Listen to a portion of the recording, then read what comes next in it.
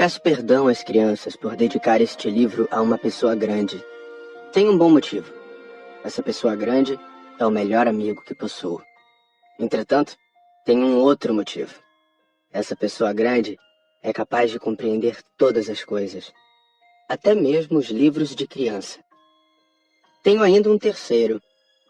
Essa pessoa grande mora na França e ela tem fome e frio. Ela precisa de consolo. Se todos esses motivos não bastam, eu dedico então este livro à criança que essa pessoa grande já foi. Todas as pessoas grandes foram um dia crianças, mas poucas se lembram disso. Corrijo, portanto, a dedicatória a Léon Vert, quando ele era criança.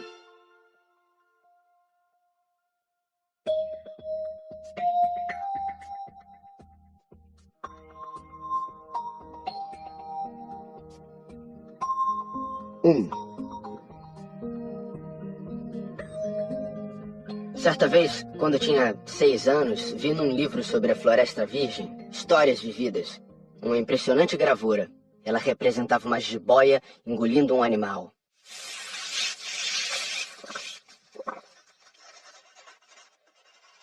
Dizia o livro: as jiboias engolem sem mastigar a presa inteira. Em seguida, não podem mover-se e dormem os 6 meses da digestão. Refleti muito sobre as aventuras da selva e fiz, com lápis de cor, o meu primeiro desenho. Mostrei minha obra-prima às pessoas grandes e perguntei se o meu desenho lhes dava medo. Responderam-me: por que é que um chapéu daria medo? Meu desenho não representava um chapéu, representava uma jiboia digerindo um elefante. Eu desenhei então o interior da jiboia, a fim de que as pessoas grandes pudessem entender melhor. Elas têm sempre necessidade de explicações detalhadas.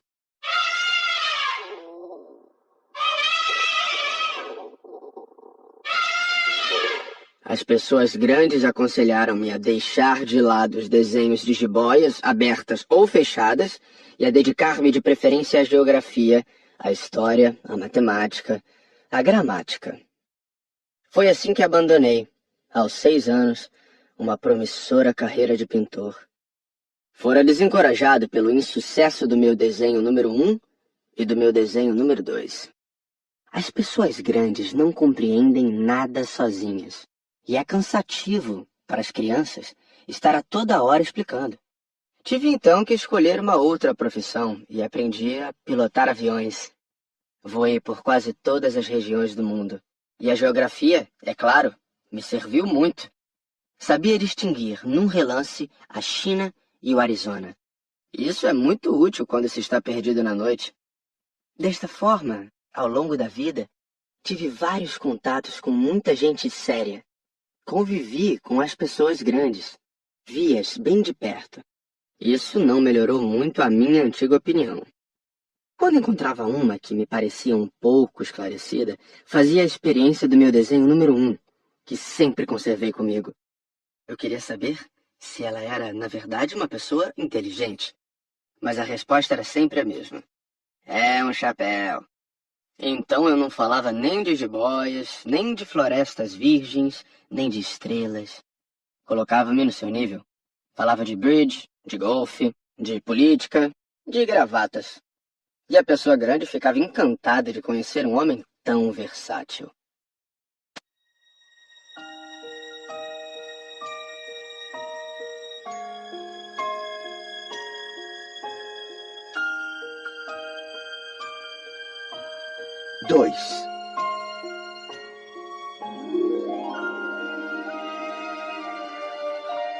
Vivi, portanto, só, sem alguém com quem pudesse realmente conversar. Até o dia em que uma pane obrigou-me a fazer um pouso de emergência no deserto do Saara, há cerca de 6 anos. Alguma coisa se quebrara no motor. E como não trazia comigo nem mecânico nem passageiros, preparei-me para executar sozinho aquele difícil concerto. Era, para mim, questão de vida ou morte. A água que eu tinha para beber só dava para 8 dias. Na primeira noite adormeci sobre a areia, a milhas e milhas de qualquer terra habitada. Estava mais isolado que um náufrago num bote perdido no meio do oceano. Imaginem qual foi a minha surpresa quando, ao amanhecer, uma vozinha estranha me acordou. Dizia: Por favor, desenha-me um carneiro. O quê? Desenha-me um carneiro. Levantei-me num salto, como se tivesse sido atingido por um raio.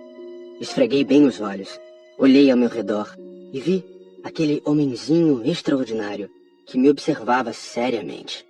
Olhava para essa aparição com olhos arregalados de espanto. Não esqueçam que eu me achava a milhas e milhas de qualquer terra habitada. Ora, o meu pequeno visitante não me parecia nem perdido, nem morto de fadiga, nem morto de fome, de sede ou de medo. Não tinha absolutamente a aparência de uma criança perdida no deserto, a milhas e milhas de qualquer região habitada. Quando consegui finalmente falar, perguntei-lhe: Mas que fazes aqui?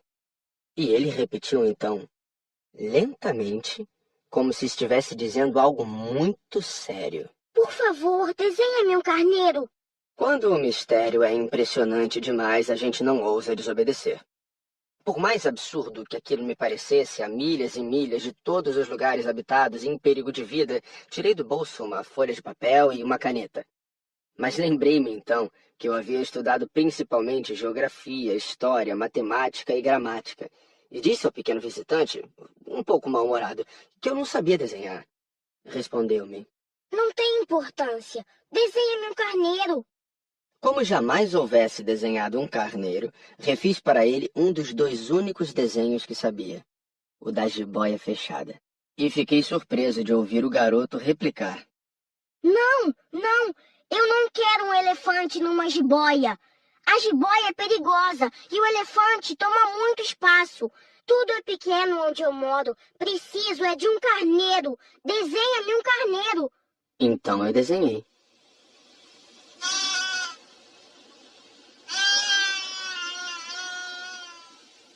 Olhou atentamente e disse: Não, esse já está muito doente. Desenha outro. Desenhei de novo. O meu amigo sorriu paciente.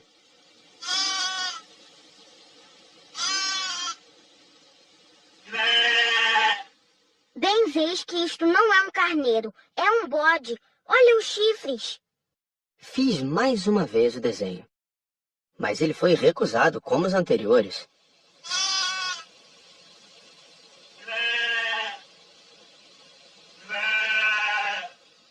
Esse aí é muito velho. Quero um carneiro que viva há muito tempo. Então, perdendo a paciência e como tinha pressa em desmontar o motor, rabisquei o desenho e arrisquei. Esta é a caixa. O carneiro que queres está aí dentro. Fiquei surpreso ao ver iluminar-se a face do meu pequeno juiz. Era assim mesmo que eu queria. Será preciso muito capim para esse carneiro? Por quê? Porque é muito pequeno onde eu moro. Qualquer coisa chega. Eu te dei somente um carneirinho. Inclinou a cabeça sobre o desenho. Não é tão pequeno assim. Olha, ele adormeceu. E foi assim que conheci, um dia, o Pequeno Príncipe.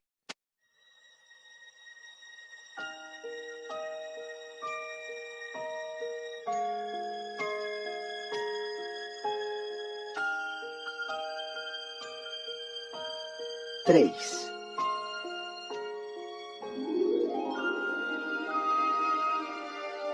Levei algum tempo para entender de onde ele viera.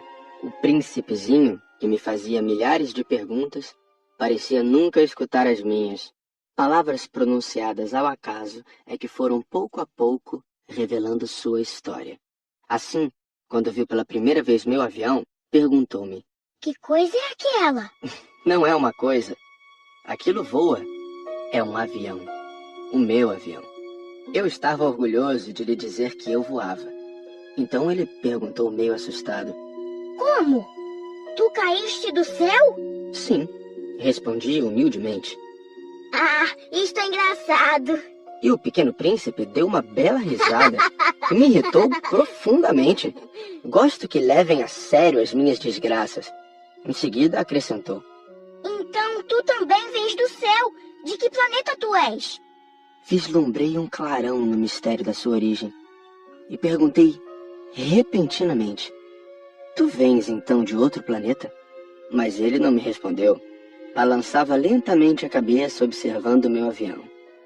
É verdade que nisto aí não podes ter vindo de muito longe. Mergulhou então num pensamento que durou algum tempo. Depois, tirando do bolso o meu carneiro, ficou contemplando seu tesouro.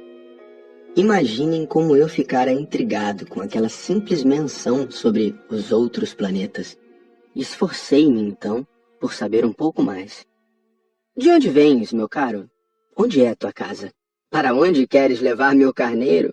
Ficou algum tempo em silêncio e depois respondeu. O bom é que a caixa que me deste poderá de noite servir de casa para ele. Sem dúvida.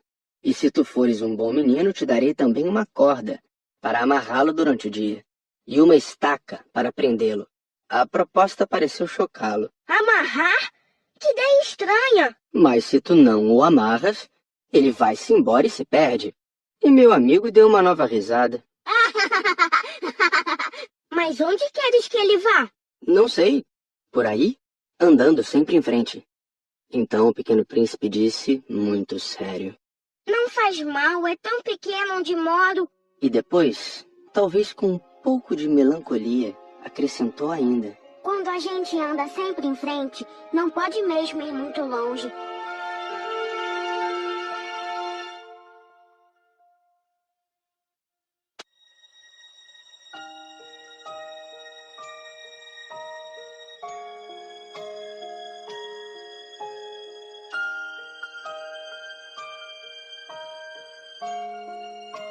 Quatro. Eu aprendera assim uma segunda coisa, importantíssima. O seu planeta de origem era pouco maior que uma casa. Para mim, isso não era surpresa.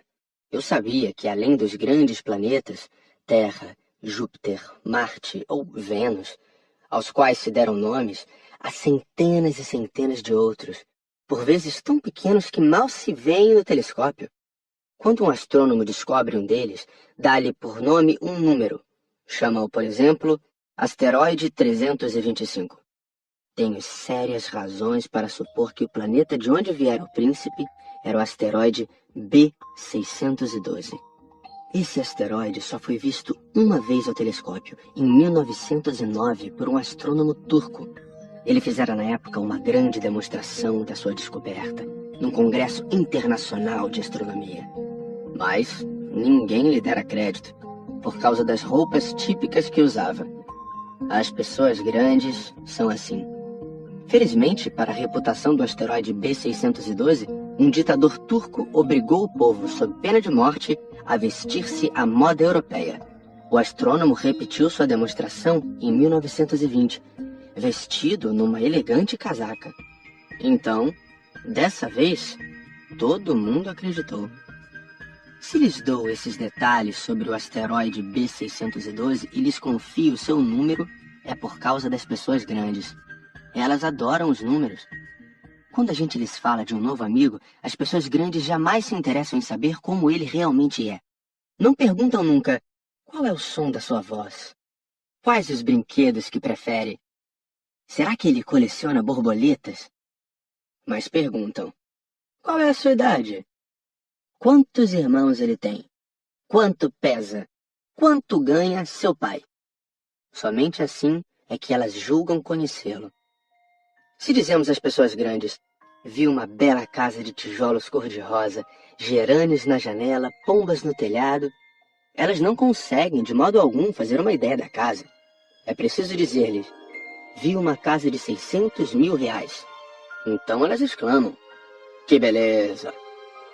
Assim, se a gente lhes disser, a prova de que o príncipezinho existia é que ele era encantador, que ele ria e que ele queria um carneiro. Quando alguém quer um carneiro, é porque existe. Elas pouco se importarão e nos chamarão de criança. Mas se dissermos, o planeta de onde ele vinha é o asteroide B612, ficarão inteiramente convencidas e não amolarão com perguntas. Elas são assim mesmo. É preciso não lhes querer mal por isso. As crianças devem ser muito tolerantes com as pessoas grandes. Mas, com certeza para nós, que compreendemos o significado da vida, os números não têm tanta importância. Gostaria de ter começado esta história como nos contos de fada. Gostaria de ter começado assim. Era uma vez um pequeno príncipe que habitava um planeta pouco maior que ele e que tinha necessidade de um amigo. Para aqueles que compreendem a vida, isto pareceria, sem dúvida, muito mais verdadeiro. Dá-me tanta tristeza narrar essas lembranças. Já faz 6 anos que meu amigo se foi com seu carneiro. Se tento descrevê-lo aqui, é justamente porque não quero esquecê-lo. É triste esquecer um amigo. Nem todo mundo tem amigo. E eu corro o risco de ficar como as pessoas grandes que só se interessam por números. Foi por isso que comprei um estojo de aquarelas e alguns lápis. É difícil voltar a desenhar na minha idade, principalmente quando não se fez outra tentativa além das jiboias fechadas e abertas aos 6 anos. Experimentarei, é claro, fazer os retratos mais parecidos que puder. Mas não tenho muita certeza de conseguir. Um desenho parece passável, outro já é inteiramente diferente. Engano-me também no tamanho.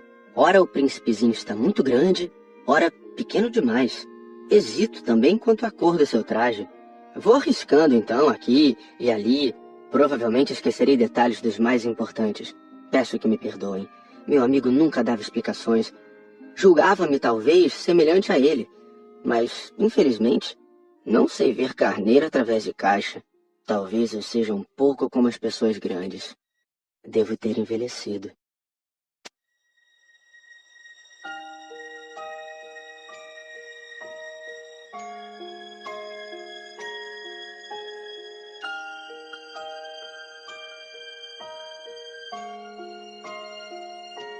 Cinco.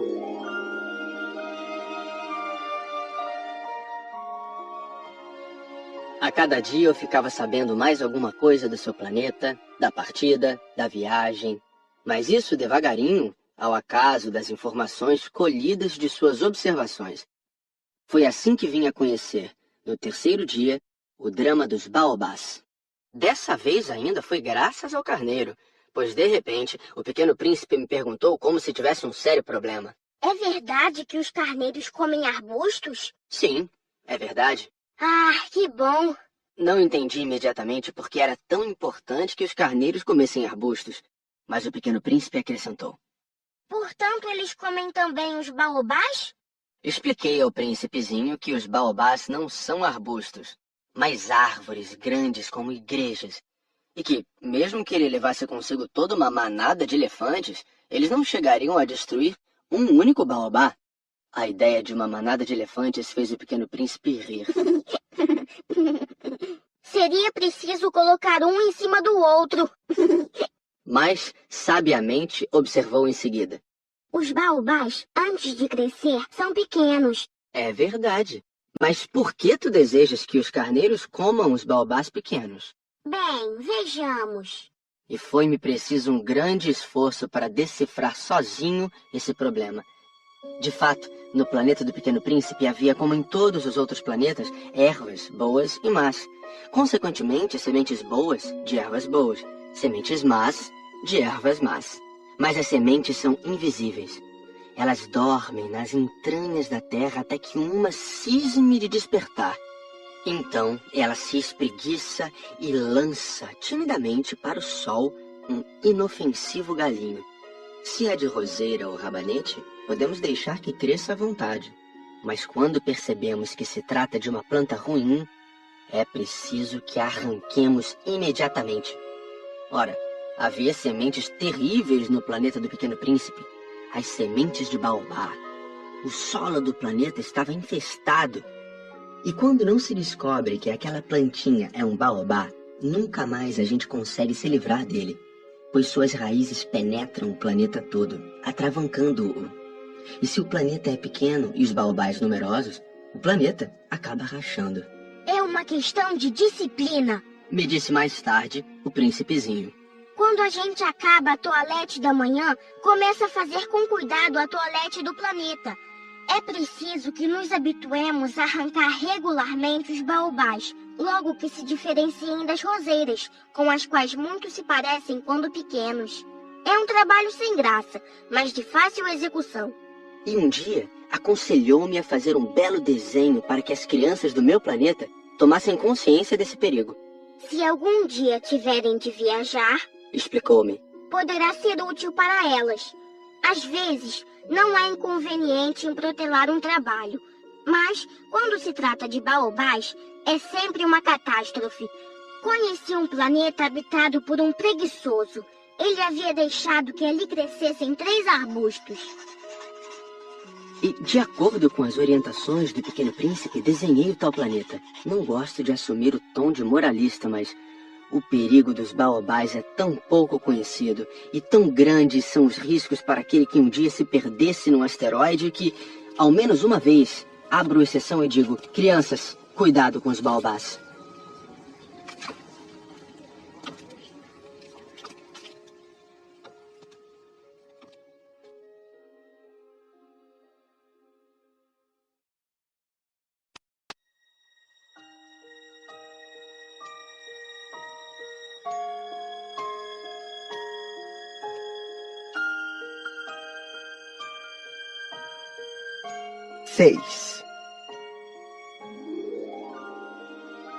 Ah, Pequeno Príncipe, assim eu comecei a compreender pouco a pouco os segredos da tua triste vidinha.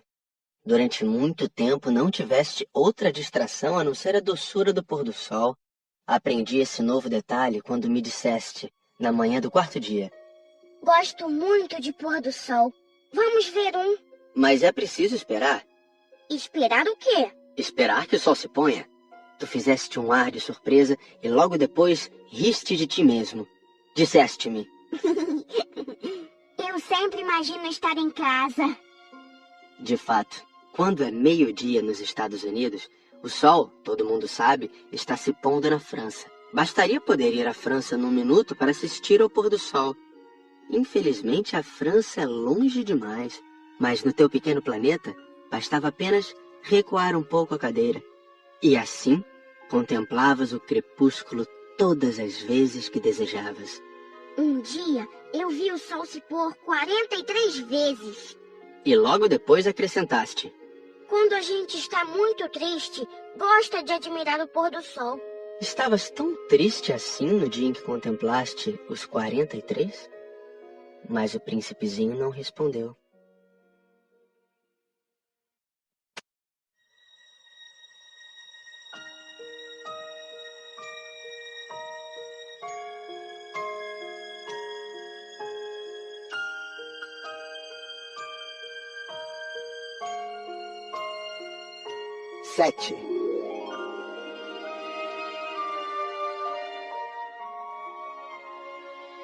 No 5º dia, sempre graças ao carneiro, um segredo da vida do Pequeno Príncipe foi-me revelado.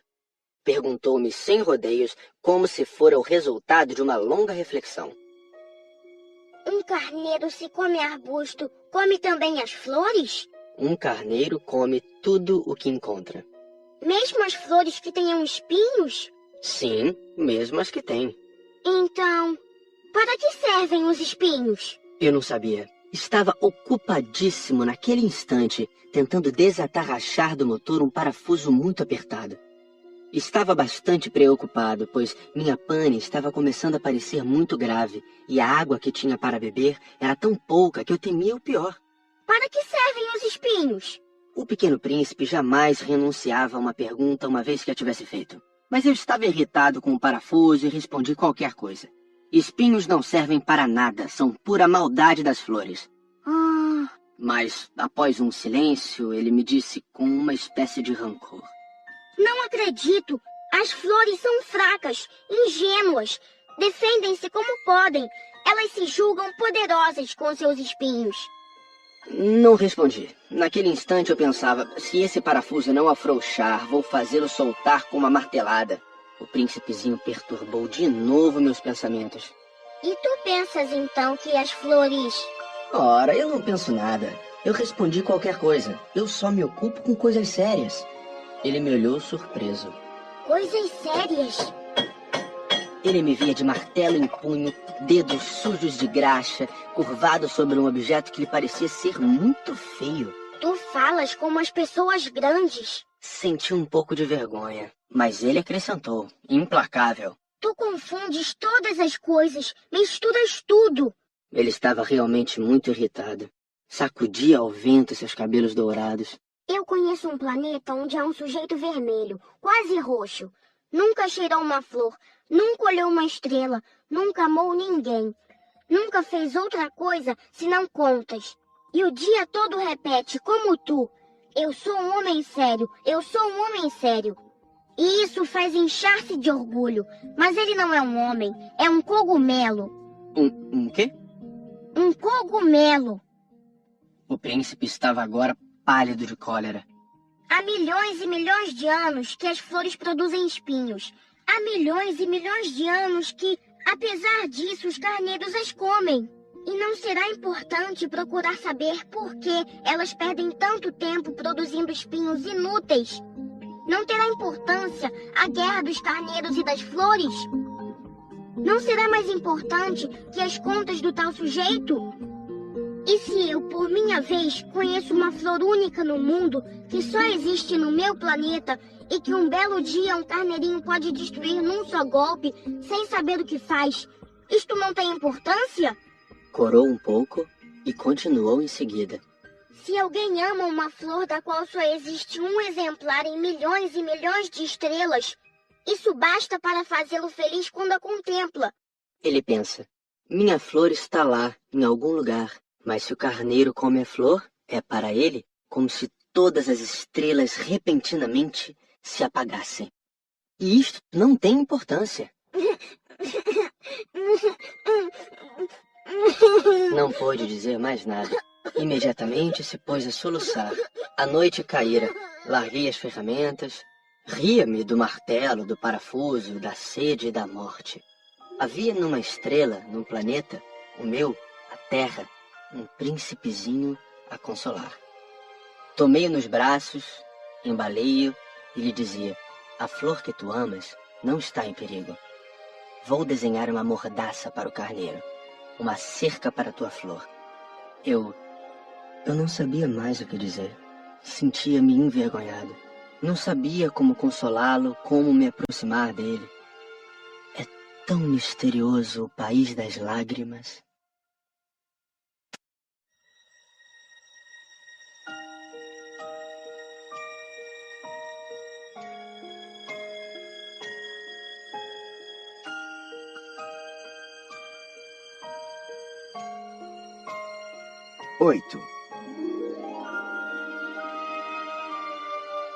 Logo, aprendi a conhecer melhor aquela flor.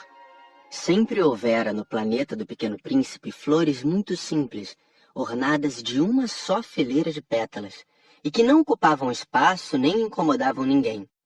Apareciam pela manhã na relva e à tarde já murchavam. Mas aquela brotara um dia de uma semente trazida não se sabe de onde. E o príncipezinho resolvera vigiar de perto o pequeno broto, que era tão diferente dos outros. Podia ser uma nova espécie de baobá, mas o arbusto logo parou de crescer, e na sua extremidade começou então a se formar uma flor. O pequeno príncipe, que assistia ao surgimento de um enorme botão, pressentiu que dali sairia uma aparição miraculosa. Mas a flor não acabava mais de preparar sua beleza no seu verde aposento. Escolhia as cores com cuidado, vestia-se lentamente, ajustava uma a uma suas pétalas. Não queria sair como os cravos amarrotada. Ela queria aparecer no esplendor da sua beleza. Ah, sim! Sua misteriosa toilette, portanto, demorara alguns dias. E eis que numa manhã, justamente à hora do sol nascer, ela se mostrou. E ela, que se preparara com tanto esmero, disse bocejando: Eu acabo de despertar. Desculpa, estou ainda toda despenteada. O príncipezinho, então, não pôde conter o seu espanto. Como és bonita! É verdade. E nasci ao mesmo tempo que o sol. O pequeno príncipe percebeu logo que a flor não era modesta. Mas ela era tão envolvente. Creio que é hora do café da manhã.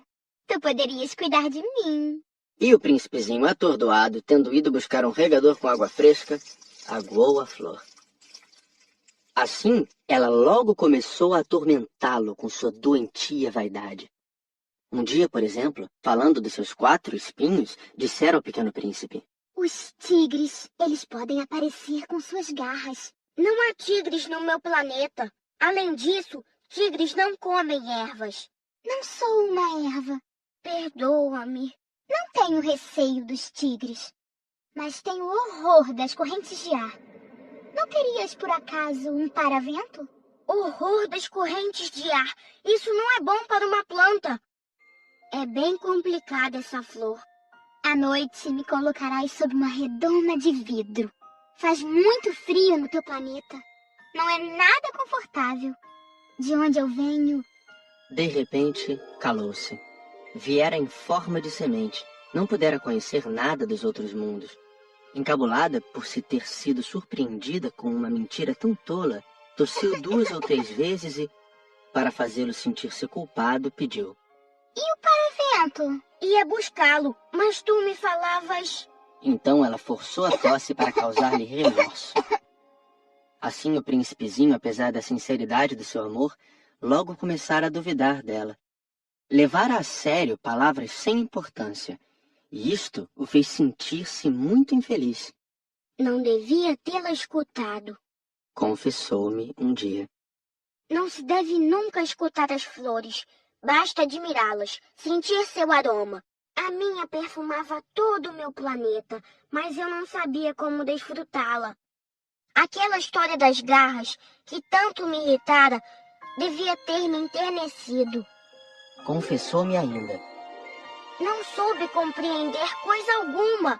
Deveria tê-la julgado por seus atos, não pelas palavras. Ela exalava perfume e me alegrava. Não podia jamais tê-la abandonado. Deveria ter percebido sua ternura por trás daquelas tolas mentiras. As flores são tão contraditórias. Mas eu era jovem demais para saber amá-la.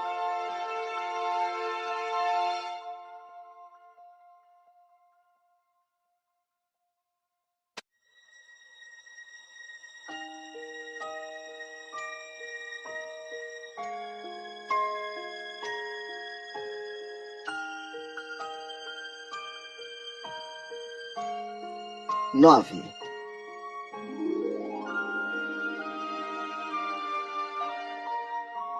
Creio que ele se aproveitou de uma migração de pássaros selvagens para fugir. Na manhã da viagem, pôs o planeta em ordem. Revolveu cuidadosamente seus vulcões. Ele possuía 2 vulcões em atividade, e era muito cômodo para esquentar o café da manhã. Possuía também um vulcão extinto, mas, como ele dizia, nunca se sabe. Revolveu também o extinto. Se são bem resolvidos, os vulcões queimam lentamente, constantemente, sem erupções. As erupções vulcânicas são como fagulhos de lareira. Aqui na Terra, nós somos muito pequenos para revolver os vulcões. Por isso é que eles nos causam tanto dano. O pequeno príncipe arrancou também, não sem um pouco de tristeza, os últimos rebentos de baobás. Ele pensava em nunca mais voltar. Mas todos esses trabalhos rotineiros lhe pareceram naquela manhã extremamente agradáveis. E quando regou pela última vez a flor e se preparava para colocá-la sob a redoma, percebeu que tinha vontade de chorar. Adeus, Disse ele à flor. Mas a flor não respondeu. adeus. Repetiu ele. A flor tossiu. Mas não era por causa do resfriado. Eu fui uma tola. Peço-te perdão. Procura ser feliz. A ausência de censuras o surpreendeu. Ficou parado, completamente sem jeito, com a redoma nas mãos. Não podia compreender essa delicadeza. É claro que eu te amo. Foi minha culpa não perceberes isso. Mas não tem importância. Foste tão tolo quanto eu. Tenta ser feliz. Larga esta redoma. Não preciso mais dela. Mas o vento... Não estou tão resfriada assim. O ar fresco da noite me fará bem. Eu sou uma flor. Mas os bichos... Preciso que eu suporte 2 ou 3 larvas se quiser conhecer as borboletas. Dizem que são tão belas. Do contrário, quem virá visitar-me? Tu estarás longe. Quanto aos bichos grandes, não tenho medo deles. Eu tenho as minhas garras. E ela mostrava ingenuamente seus 4 espinhos. Em seguida acrescentou: Não demores assim, que é exasperante. Tu decidiste partir? Então vai. Pois ela não queria que ele a visse chorar. Era uma flor muito orgulhosa.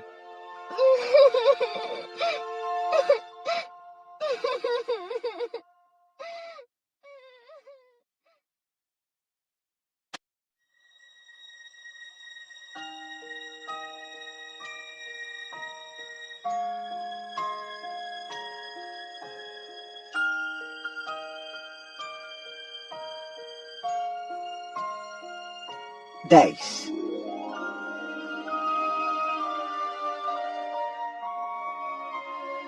Ele se achava na região dos asteroides 325, 326, 327, 328, 329 e 330.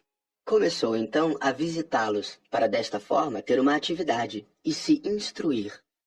O primeiro era habitado por um rei. O rei sentava-se, vestido de púrpura e arminho, num trono muito simples, embora majestoso. Oh, eis um súdito! Exclamou o rei ao ver o visitante. E o príncipezinho perguntou a si mesmo: Como pode ele reconhecer-me se jamais me viu? Ele não sabia que para os reis o mundo é muito mais simples. Todos os homens são súditos. Aproxima-te para que eu te veja melhor. Disse o rei, todo orgulhoso de poder ser rei para alguém. O pequeno príncipe olhou em volta para achar onde sentar-se, mas o planeta estava todo ocupado pelo magnífico manto de arminho.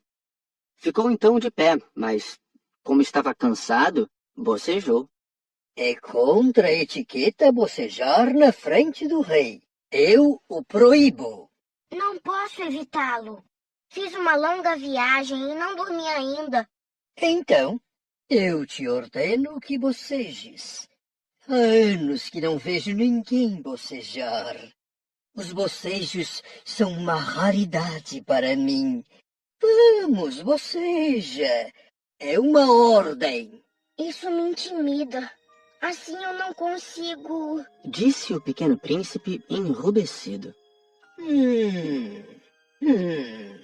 Então eu te ordeno, ora bocejares e ora... Ele gaguejava um pouco e parecia envergonhado, porque o rei fazia questão de que sua autoridade fosse respeitada.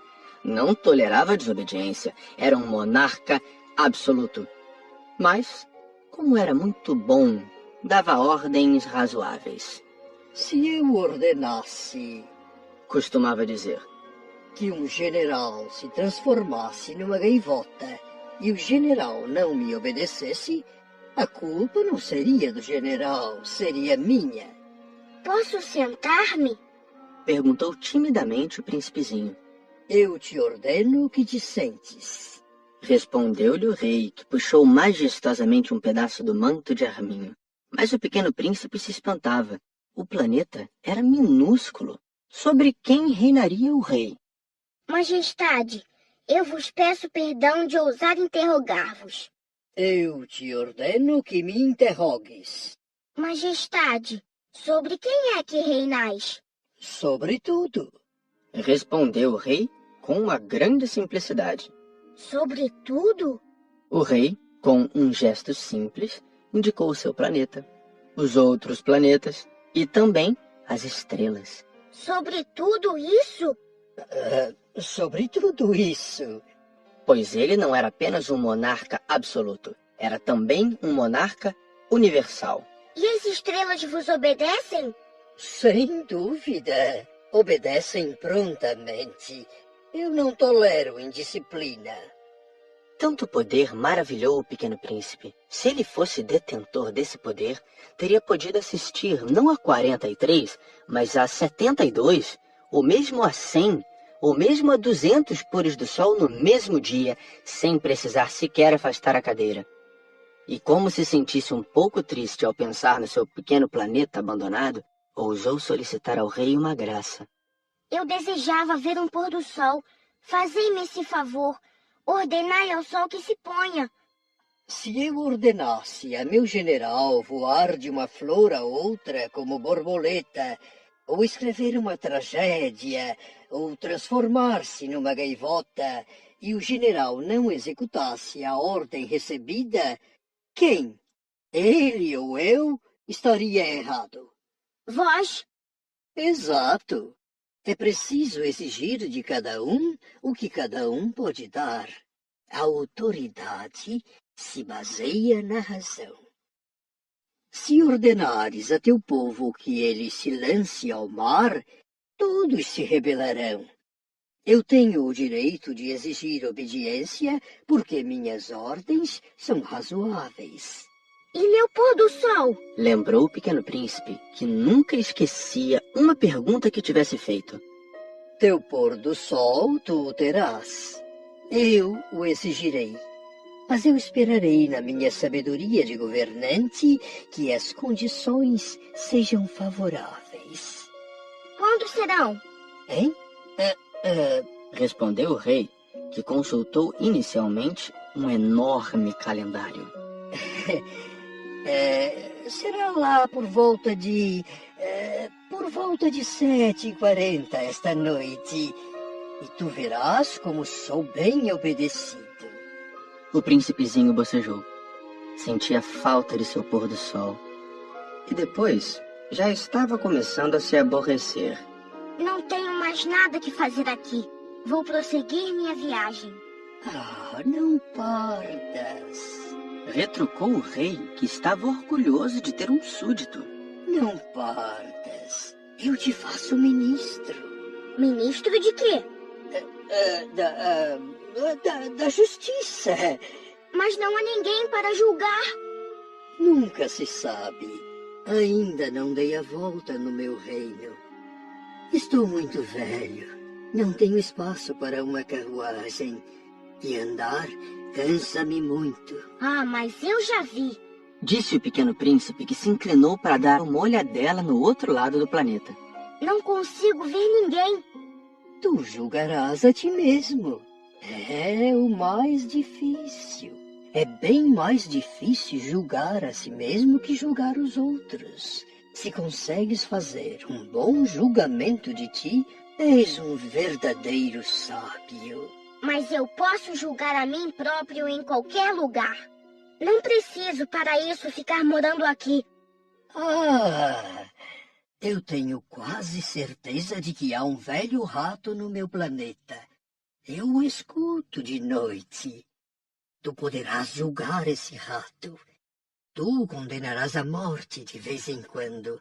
Assim, a vida dele dependerá da tua justiça. Mas tu o perdoarás sempre, para poupá-lo, pois só temos um. Eu não gosto de condenar à morte e acho que vou mesmo embora. Não, Disse o rei, mas o príncipezinho, tendo terminado os preparativos, não quis afligir o velho monarca. Se Vossa Majestade deseja ser prontamente obedecido, poderá dar-me uma ordem razoável. Poderia ordenar-me, por exemplo, que partisse em menos de 1 minuto. Parece-me que as condições são favoráveis. Como o rei não dissesse nada, o príncipe hesitou um pouco, depois suspirou e partiu. eu te faço meu embaixador. Apressou-se o rei em gritar. Tinha um ar de grande autoridade. As pessoas grandes são muito esquisitas, pensava o pequeno príncipe durante a viagem.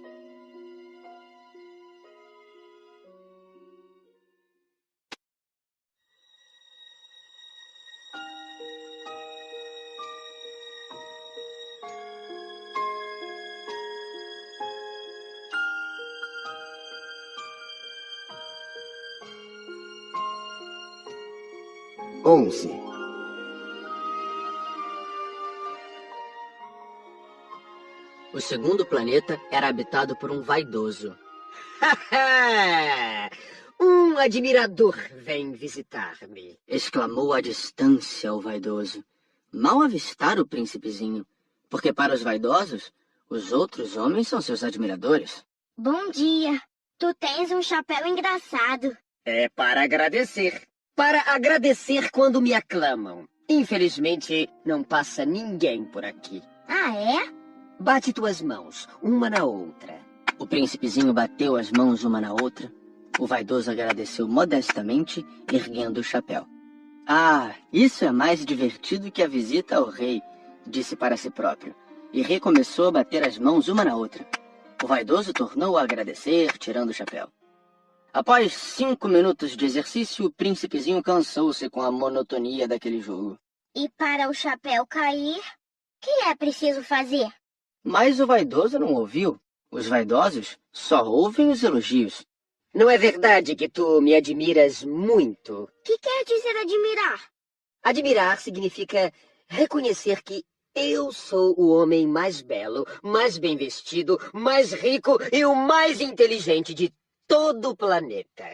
Mas só tu moras no teu planeta. Dá-me esse prazer. Admira-me assim mesmo.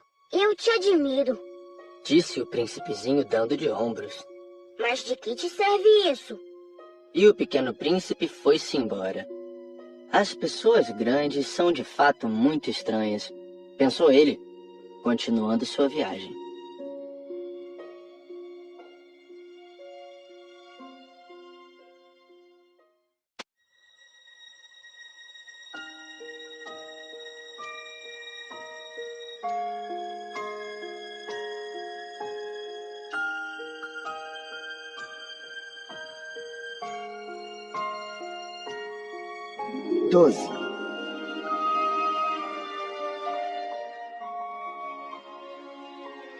O planeta seguinte era habitado por um bêbado.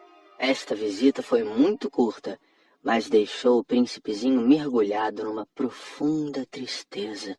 Que fazes aí? Perguntou ele ao bêbado, que se encontrava silenciosamente acomodado diante de inúmeras garrafas vazias e diversas garrafas cheias. Eu bebo, respondeu o bêbado com ar triste. Por que é que bebes? para esquecer. Esquecer o quê? Indagou o príncipezinho, que já começava a sentir pena dele. Esquecer que eu tenho vergonha. Confessou o bêbado, baixando a cabeça. Vergonha de quê? Perguntou o príncipe, que desejava socorrê-lo. Vergonha de beber. Concluiu o beberrão, encerrando-se definitivamente no seu silêncio. E o pequeno príncipe foi-se embora, perplexo. As pessoas grandes são decididamente estranhas.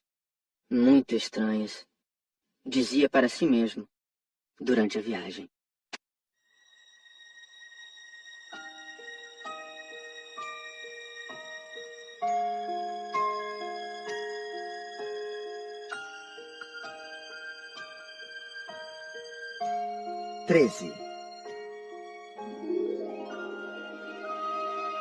O quarto planeta era o do empresário. Estava tão ocupado que não levantou sequer a cabeça à chegada do pequeno príncipe. Bom dia. O teu cigarro está apagado. 3 e 2 são 5, 5 e 7, 12, 12 e 3, 15, bom dia, 15 e 7, 22, 22 e 6, 28, não tenho tempo para acender de novo, 26 e 5, 31, ufa, são 501.622.731. 500 milhões de quê? Hein? Ainda estás aí? 501 milhões de... Eu não sei mais, tenho tanto trabalho, sou um sujeito sério, não me preocupo com futilidades. 2 e 5, 7. 500 milhões de quê? Repetiu o príncipezinho, que nunca na vida renunciara a uma pergunta uma vez que a tivesse feito. O empresário levantou a cabeça. Há 54 anos habito este planeta e só fui incomodado 3 vezes. A primeira vez foi há 22 anos, por um besouro que veio não sei de onde. Fazia um barulho terrível e cometi 4 erros na soma. A segunda foi há 11 anos, quando tive uma crise de reumatismo. Por falta de exercício. Não tenho tempo para passear, sou um sujeito sério. A terceira é esta. Eu dizia, portanto, 501 milhões... Milhões de quê? O empresário compreendeu que não havia chance de ter paz. Milhões dessas coisinhas que se veem às vezes no céu. Moscas? Não, essas coisinhas que brilham.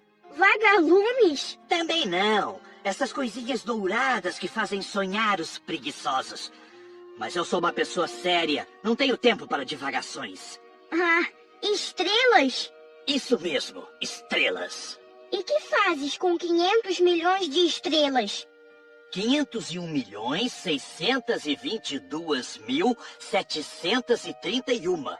Eu sou um sujeito sério, gosto de exatidão. E que fazes com essas estrelas? O que faço com elas? Sim. Nada, eu as possuo. Tu possuis as estrelas? Sim. Mas eu já vi um rei que... Os reis não possuem, eles reinam sobre. É muito diferente. E de que te serve possuir as estrelas? Serve-me para ser rico. E para que te serve ser rico? Para comprar outras estrelas, se alguém achar. Esse aí, disse o príncipezinho para si mesmo, raciocina um pouco como o bêbado. No entanto, fez ainda algumas perguntas. Como pode a gente possuir as estrelas? De quem são elas? Eu não sei, de ninguém. Logo, são minhas, porque pensei nisso primeiro. Basta isso? Sem dúvida. Quando achas um diamante que não é de ninguém, ele é teu. Quando achas uma ilha que não é de ninguém, ela é tua. Quando tens uma ideia antes dos outros, tu a registras, ela é tua. Portanto, eu possuo as estrelas, pois ninguém antes de mim teve a ideia de as possuir. Isso é verdade. E que fazes tu com elas? Eu as administro, eu as conto e reconto. É complicado, mas eu sou um homem sério. O príncipezinho ainda não estava satisfeito. Eu, se possuo um lenço de seda, posso amarrá-lo em volta do pescoço e levá-lo comigo.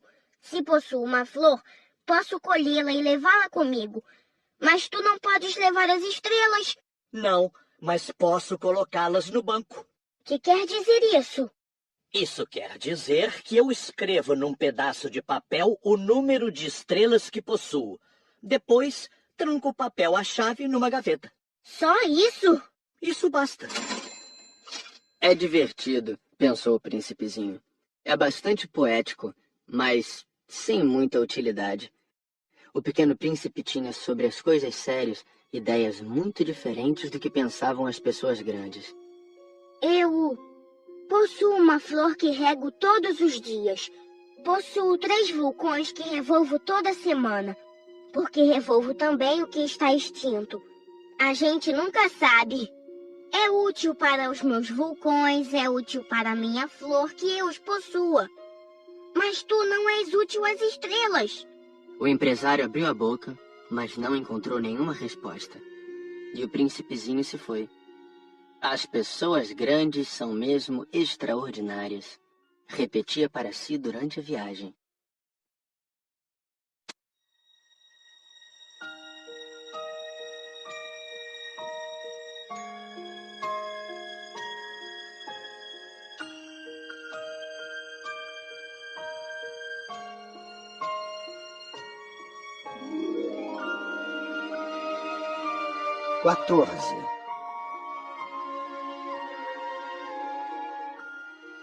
O quinto planeta era muito curioso. Era o menor de todos. Tinha espaço suficiente para um lampião e para o acendedor de lampiões. O pequeno príncipe não conseguia entender para que serviriam no céu, num planeta sem casa e sem gente, um lampião e o acendedor de lampiões. No entanto, disse consigo mesmo, talvez esse homem seja mesmo um tolo. No entanto, é menos tolo que o rei, que o vaidoso, que o empresário, que o beberrão. Seu trabalho, ao menos, tem um sentido. Quando acende o lampião, é como se fizesse nascer mais uma estrela ou uma flor. Quando o apaga, porém, faz adormecer a estrela ou a flor. É um belo trabalho, e sendo belo, tem sua utilidade. Quando alcançou o planeta, saudou educadamente o acendedor. Bom dia. Por que acabas de apagar teu lampião? É o regulamento. Bom dia. Qual é o regulamento? É apagar meu lampião. Boa noite. E tornou a acender. Mas por que acabas de acendê-lo de novo? É o regulamento. Eu não compreendo. Não é para compreender. Regulamento é regulamento. Bom dia. E apagou o lampião. Em seguida, enxugou a testa num lenço de losangos vermelhos.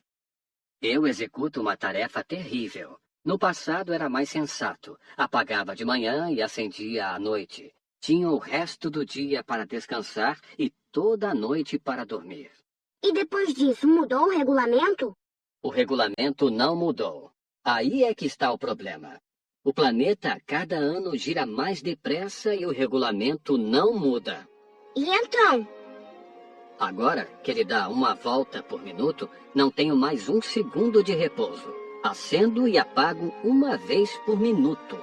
Ah, que engraçado. Os dias aqui duram 1 minuto. Não é nada engraçado. Já faz um mês que estamos conversando. 1 mês? Sim, 30 minutos, 30 dias. Boa noite. E acendeu o lampião. O pequeno príncipe respeitou e gostou daquele acendedor tão fiel ao regulamento. Lembrou-se dos pores do sol que ele mesmo provocava, apenas recuando sua cadeira. Quis ajudar seu amigo. Sabes, conheço uma maneira de descansares quando quiseres. Eu sempre quero descansar. Pois a gente pode ser ao mesmo tempo fiel e preguiçoso. E o príncipezinho prosseguiu. Teu planeta é tão pequeno que podes com 3 passos contorná-lo. Basta andares bem lentamente, de modo a ficares sempre ao sol. Quando desejares descansar, tu caminharás, e o dia durará o tempo que quiseres. Isso não adianta muito. O que eu mais gosto na vida é de dormir. Então não há solução. Não há solução. Bom dia. E apagou o lampião. Esse aí, pensou o príncipezinho ao prosseguir a viagem para mais longe. Esse aí seria desprezado por todos os outros. O rei, o vaidoso, o beberrão, o empresário. No entanto, é o único que não me parece ridículo. Talvez porque é o único que se ocupa de outra coisa que não seja ele próprio. Suspirou lamentando e completou. Era o único com quem eu poderia ter feito amizade. Mas seu planeta é mesmo pequeno demais. Não há lugar para 2. O que o pequeno príncipe não ousava admitir é que lamentava partir desse planeta abençoado com 1440 pores do sol a cada 24 horas.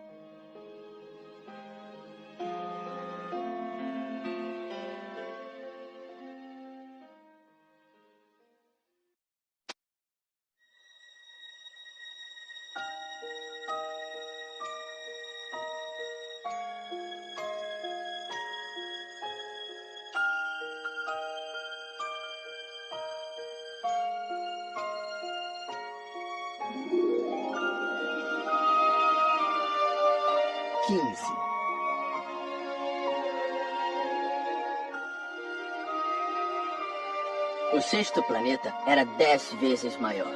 Era habitado por um velho que escrevia em livros enormes.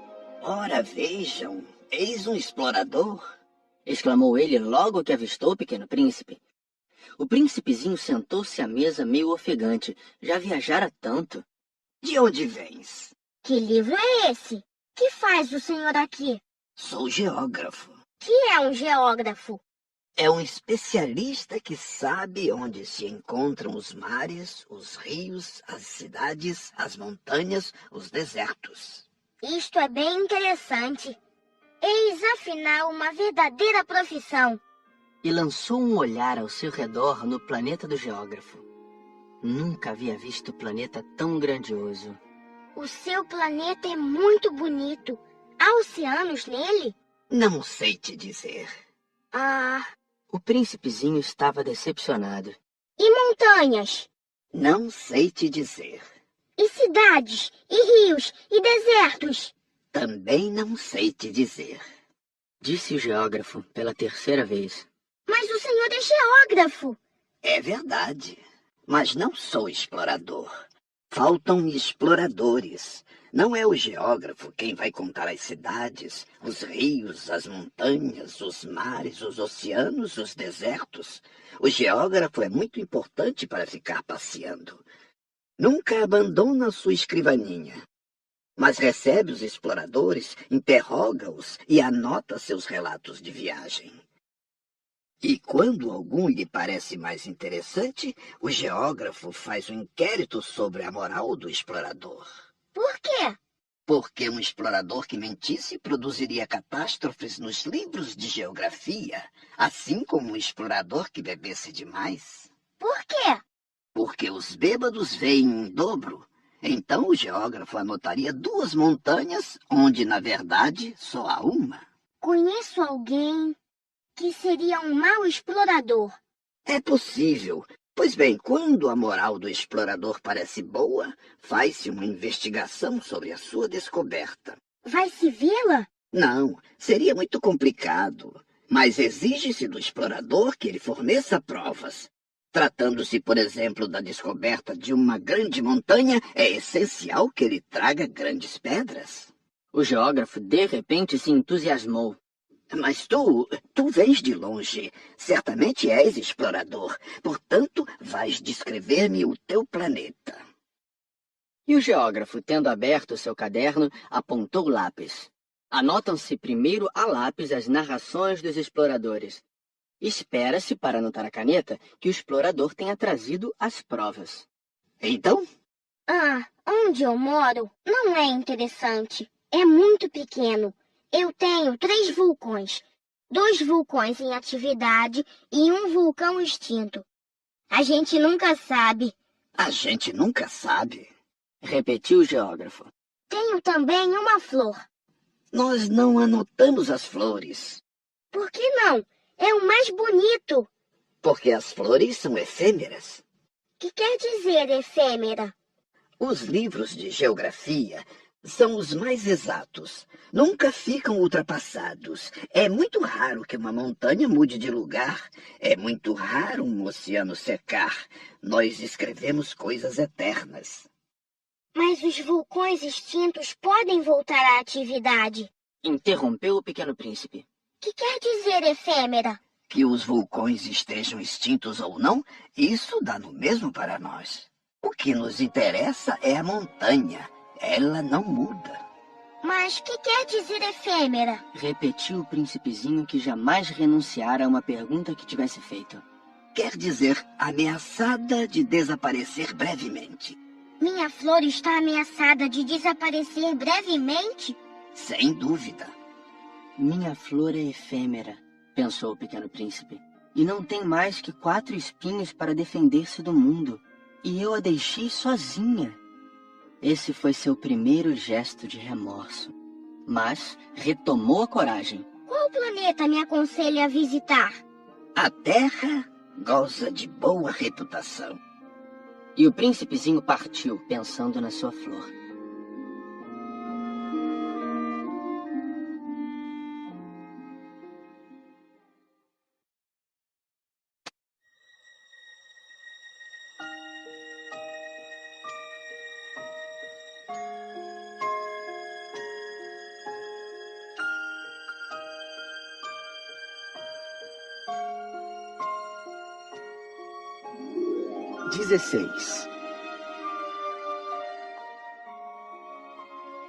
O 7º planeta foi, portanto, a Terra.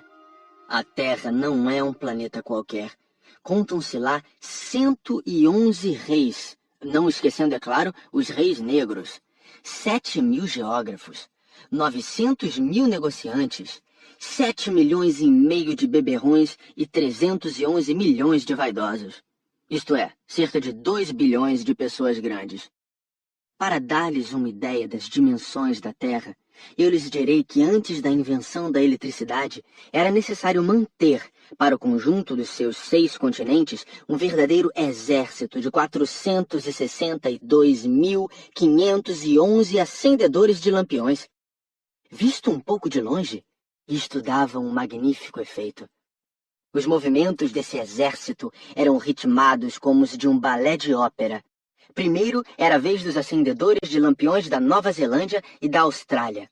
Esses, depois de acenderem seus lampiões, iam dormir. Entravam então na dança os acendedores de lampiões da China e da Sibéria. E estes, tendo concluído suas tarefas, também desapareciam nos bastidores. Chegava a vez dos acendedores de lampiões da Rússia e das Índias, depois os da África e da Europa. A seguir, os da América do Sul, depois os da América do Norte. E eles jamais se enganavam na ordem de entrada em cena. Era um espetáculo grandioso. Apenas dois, o acendedor do único lampião do Polo Norte e o seu colega, do único lampião do Polo Sul, levavam uma vida preguiçosa e negligente. Trabalhavam somente 2 vezes por ano.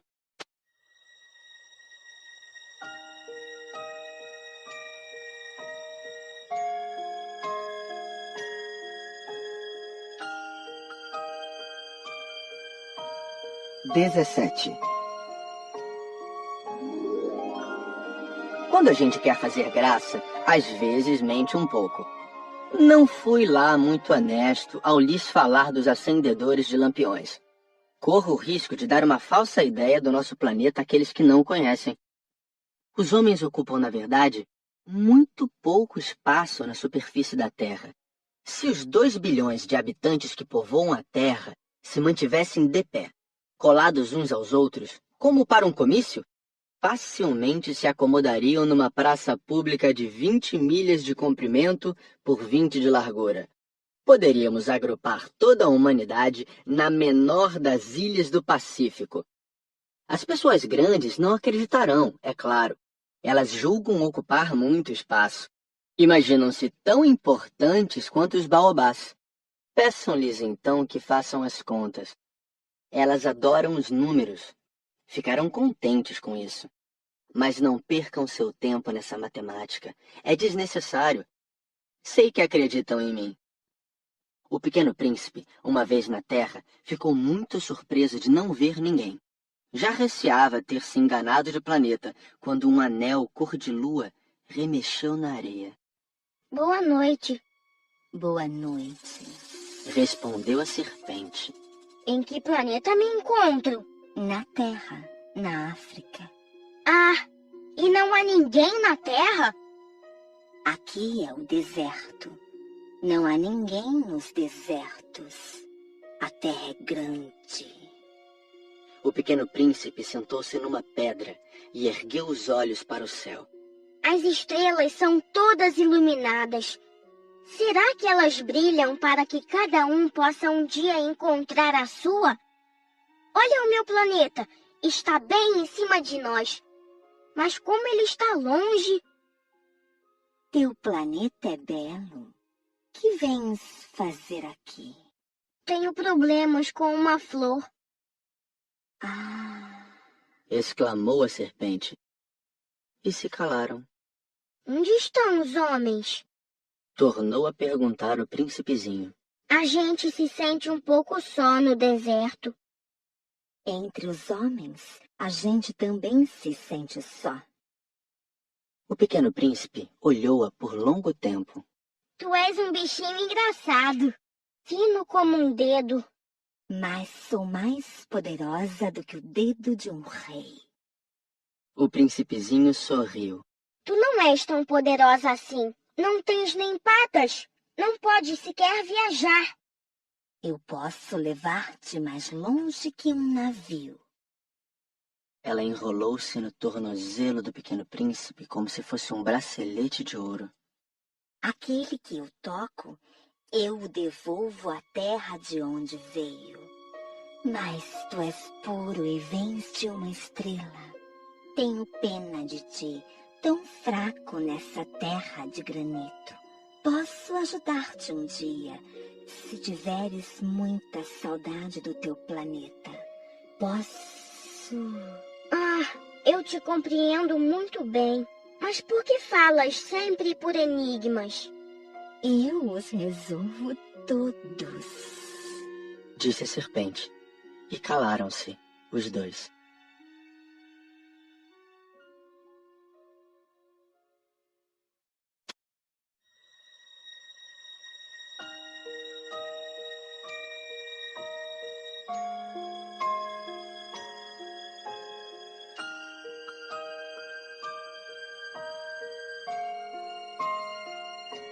18.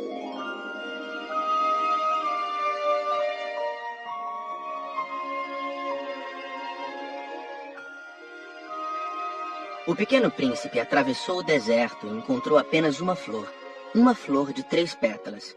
Uma florzinha insignificante. Bom dia. Disse o príncipe. Bom dia. Disse a flor. Onde estão os homens? Perguntou ele educadamente. A flor, um dia, vira passar uma caravana. Os homens? Eu creio que existem 6 ou 7. Vi-os faz muito tempo, mas não se pode nunca saber onde se encontram.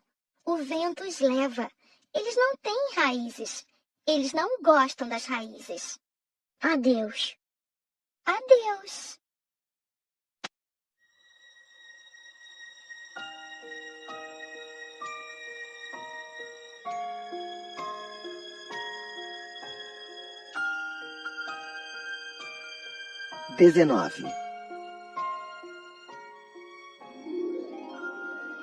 O pequeno príncipe escalou uma grande montanha. As únicas montanhas que conhecera eram os 3 vulcões que lhe batiam no joelho. O vulcão extinto servia-lhe de tamborete. De uma montanha tão alta como esta, pensava ele, verei todo o planeta e todos os homens. Mas só viu pedras pontudas como agulhas. Bom dia. Disse ele ao Léo. Bom dia. Bom dia. Bom dia. Respondeu o eco. Quem és tu? Perguntou o príncipezinho. Quem és tu? Quem és tu? Quem és tu? Respondeu o eco. Sejam meus amigos, eu estou só. Disse ele. Estou só. Estou só. Estou só. Respondeu o eco. Que planeta engraçado, pensou então. É completamente seco, pontudo e salgado. E os homens não têm imaginação. Repetem o que a gente diz. No meu planeta eu tinha uma flor. E era sempre ela que falava primeiro.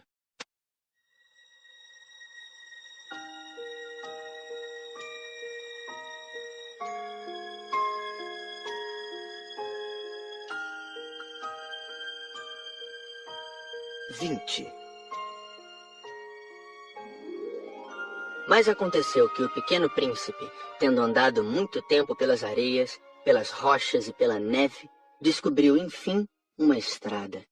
E as estradas vão todas em direção aos homens. Bom dia. Era um jardim cheio de rosas. Bom dia. Bom dia. Bom dia. Disseram as rosas. Ele as contemplou. Eram todas iguais à sua flor. Quem sois? Perguntou ele, espantado. Somos as rosas. Ah, E ele se sentiu profundamente infeliz. Sua flor lhe havia dito que ela era a única de sua espécie em todo o universo. E eis que havia 5.000 iguaizinhas num só jardim. Ela teria se envergonhado, pensou ele. Se visse isto, começaria a tossir, simularia morrer para escapar ao ridículo, e eu seria obrigado a fingir que cuidava dela, porque senão, só para me humilhar, ela seria bem capaz de morrer de verdade. Depois refletiu ainda. Eu me julgava rico por ter uma flor única e possuo apenas uma rosa comum. Uma rosa e 3 vulcões, que não passam do meu joelho, estando um, talvez, extinto para sempre. Isso não faz de mim um príncipe muito poderoso. E deitado na relva, ele chorou.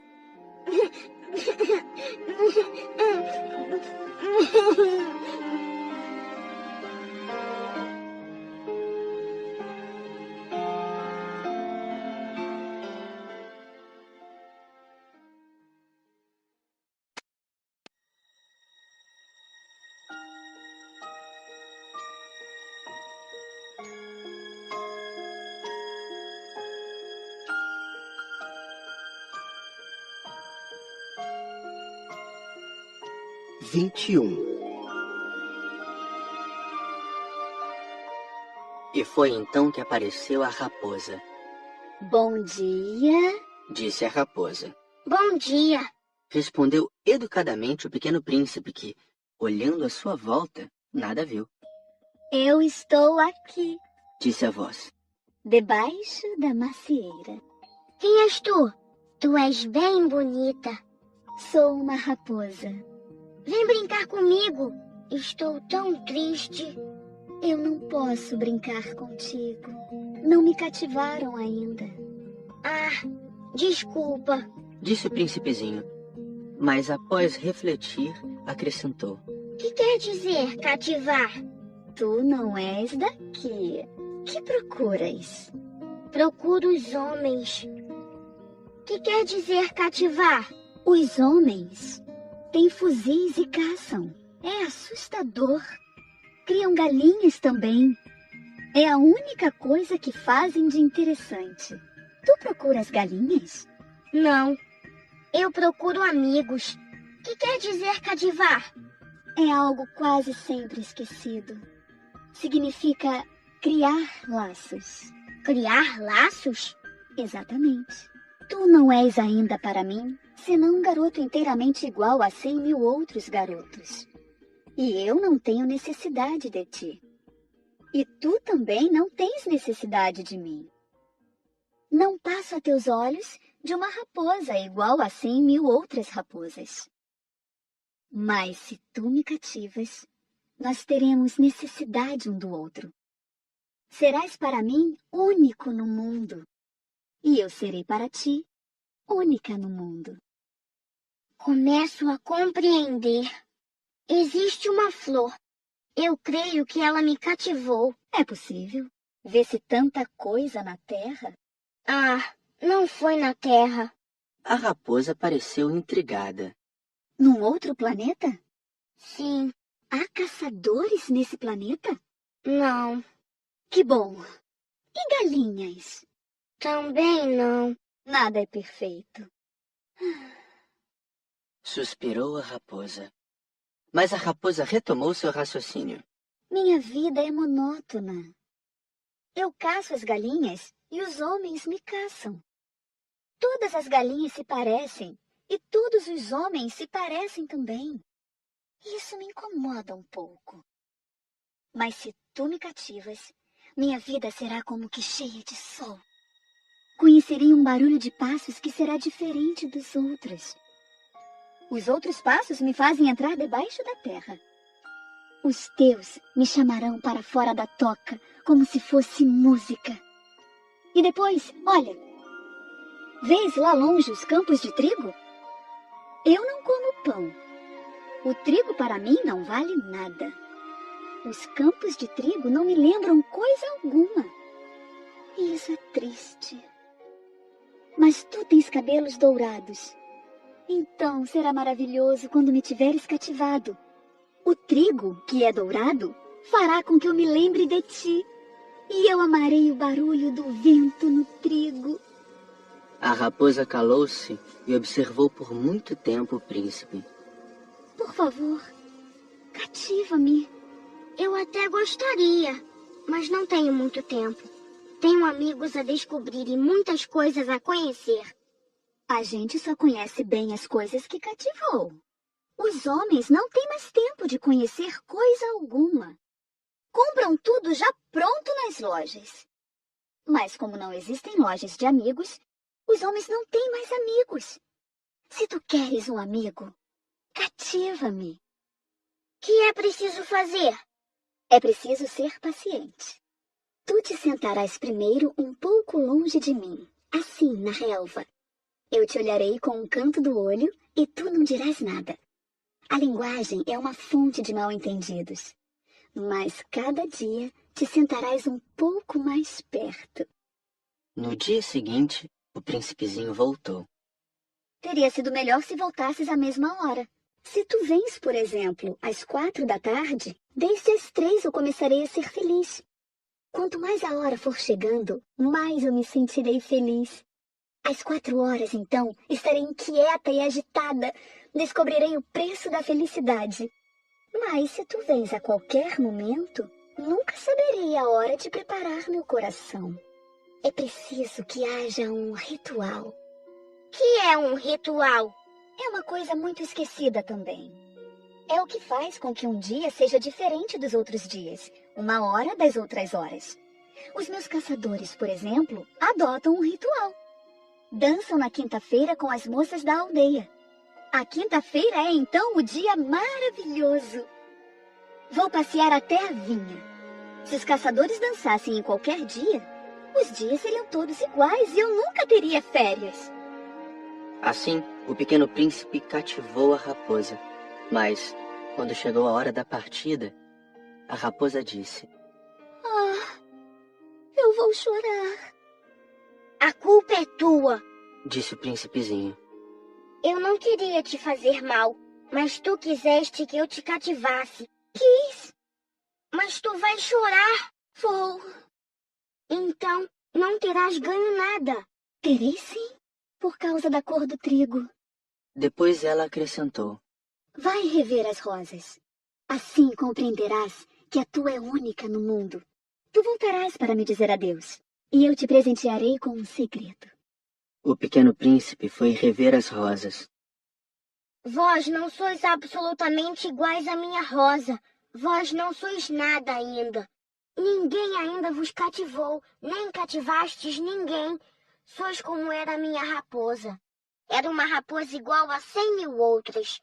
Mas eu a tornei minha amiga. Agora, ela é única no mundo. E as rosas ficaram desapontadas. Sois belas, mas vazias. Não se pode morrer por vós. Um passante qualquer, sem dúvida, pensaria que a minha rosa se parece convosco. Ela sozinha é, porém, mais importante que todas vós, pois foi ela quem eu reguei. Foi ela quem pus sob a redoma. Foi ela quem abriguei com um paravento. Foi nela que eu matei as larvas, exceto 2 ou 3, por causa das borboletas. Foi ela quem eu escutei queixar-se ou gabar-se, ou mesmo calar-se algumas vezes, já que ela é a minha rosa. E voltou então a raposa. Adeus. Adeus. Eis o meu segredo. É muito simples. Só se vê bem com o coração. O essencial é invisível aos olhos. O essencial é invisível aos olhos. Repetiu o príncipezinho para não se esquecer. Foi o tempo que perdeste com tua rosa que a fez tão importante. Foi o tempo que eu perdi com a minha rosa. Repetiu ele para não se esquecer. Os homens esqueceram essa verdade. Disse ainda a raposa. Mas tu não a deves esquecer. Tu te tornas eternamente responsável por aquilo que cativas. Tu és responsável pela tua rosa. Eu sou responsável pela minha rosa. Repetiu o príncipezinho, para não se esquecer.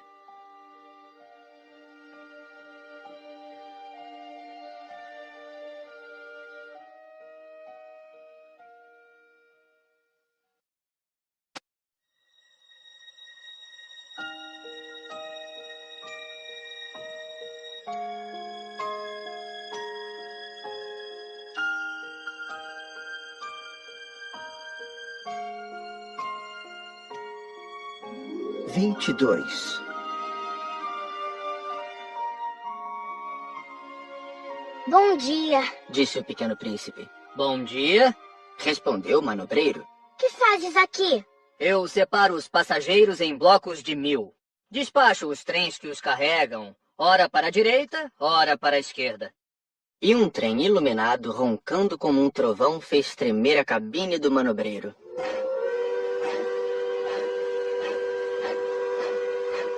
Eles estão com muita pressa. O que é que estão procurando? Nem o homem da locomotiva sabe. E apitou, vindo em sentido inverso, um outro trem iluminado.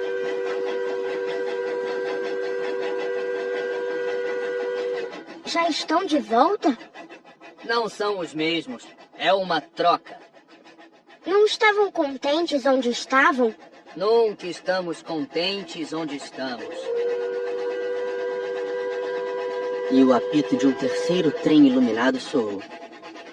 Estão correndo atrás dos primeiros viajantes? Não correm atrás de nada.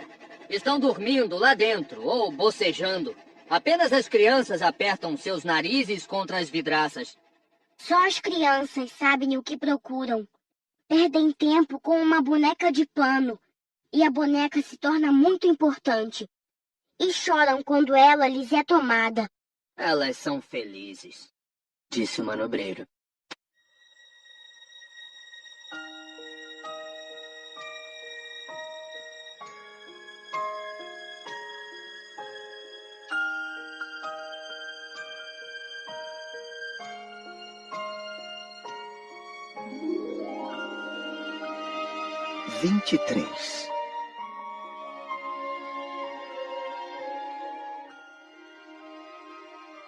Bom dia. Disse o pequeno príncipe. Bom dia, disse o vendedor. Era um vendedor de pílulas especiais que saciavam a sede. Toma-se uma por semana e não é mais preciso beber. Por que vendes isso? É uma grande economia de tempo. Os peritos calcularam. A gente ganha 53 minutos por semana. E o que se faz com esses 53 minutos? O que a gente quiser. Pensou o pequeno príncipe. Se tivesse 53 minutos para gastar, iria caminhando calmamente em direção a uma fonte.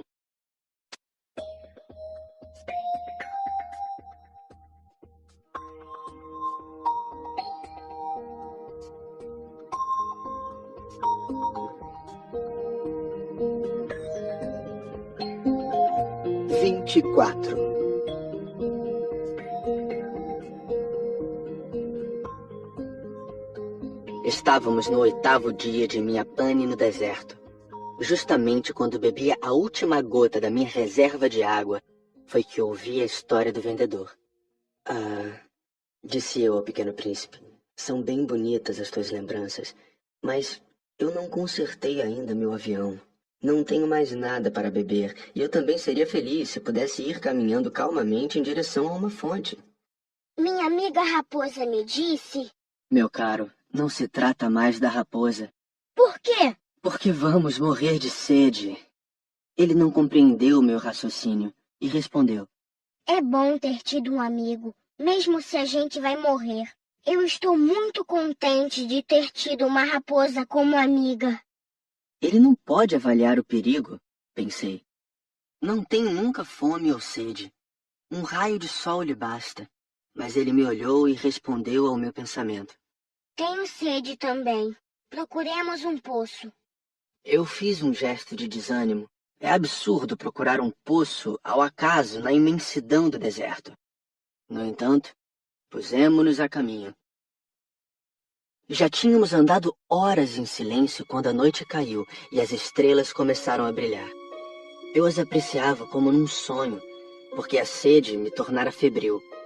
As palavras do pequeno príncipe ressoavam na minha memória. Tu tens sede também? Perguntei-lhe. Mas ele não respondeu à minha pergunta. Disse apenas...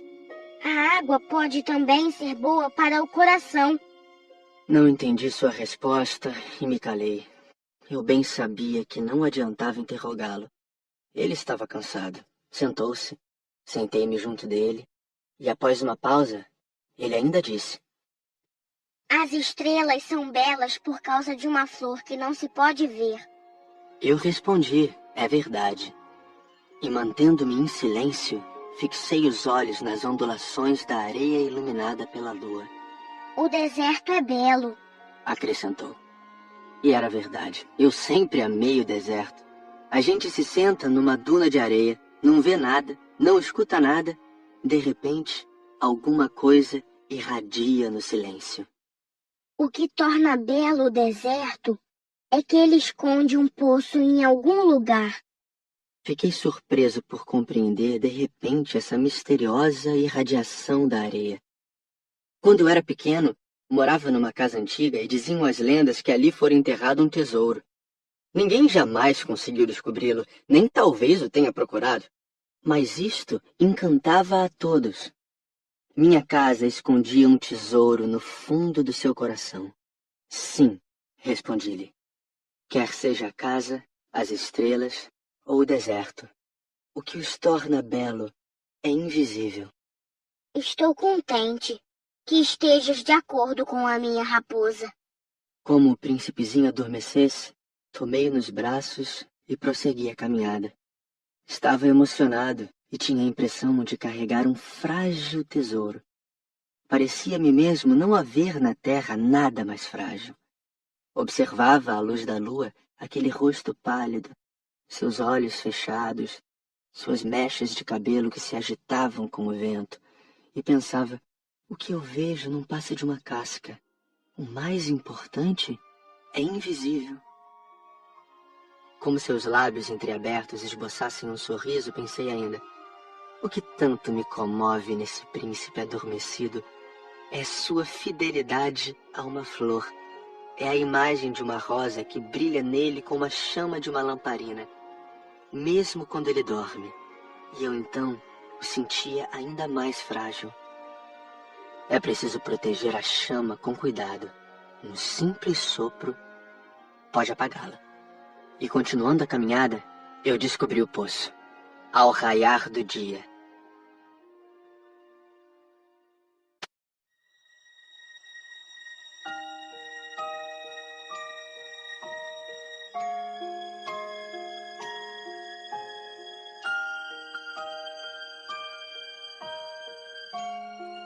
(25)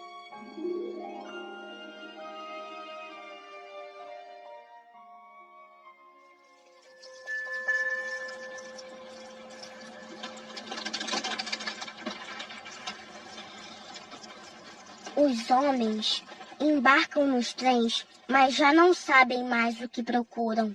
Então, eles se agitam sem saber para onde ir. E acrescentou. E isso não leva a nada. O poço a que tínhamos chegado não se parecia de forma alguma com os poços do Saara. Os poços do Saara são simples buracos na areia. Aquele parecia um poço de aldeia, mas não havia ali aldeia alguma, e eu pensava estar sonhando. É estranho. Tudo está preparado. A roldana, o balde e a corda. Ele riu, pegou a corda, fez girar a roldana, e a roldana gemeu como geme um velho catavento. Tu escutas? Estamos acordando o poço. Ele canta. Eu não queria que ele fizesse nenhum esforço. Deixa que eu puxe. É muito pesado para ti. Lentamente içei o balde e, com cuidado, o coloquei na borda do poço. O canto da roldana ainda permanecia nos meus ouvidos, e na água ainda trêmula, eu podia ver o reflexo do sol. Tenho sede dessa água. Dá-me de beber. E eu compreendi o que ele havia buscado. Levantei o balde até sua boca. Ele bebeu, de olhos fechados. Era doce como uma festa. Essa água era muito mais que um alimento. Nascera da caminhada sob as estrelas, do canto da roldana, do esforço do meu braço. Era boa para o coração, como um presente. Quando eu era pequeno, as luzes da árvore de Natal, a música da missa de meia-noite e a doçura dos sorrisos se refletiam nos presentes que ganhava. Os homens do teu planeta cultivam 5.000 rosas no mesmo jardim e não encontram o que procuram. É verdade. E, no entanto, o que eles procuram poderia ser encontrado numa só rosa ou num pouco de água. É verdade. E o príncipezinho acrescentou. Mas os olhos são cegos. É preciso ver com o coração. Eu tinha bebido. Respirava normalmente. Ao amanhecer, a areia é cor de mel. E a cor de mel também me fazia feliz. Por que, então, eu estava triste? É preciso que cumpras a tua promessa.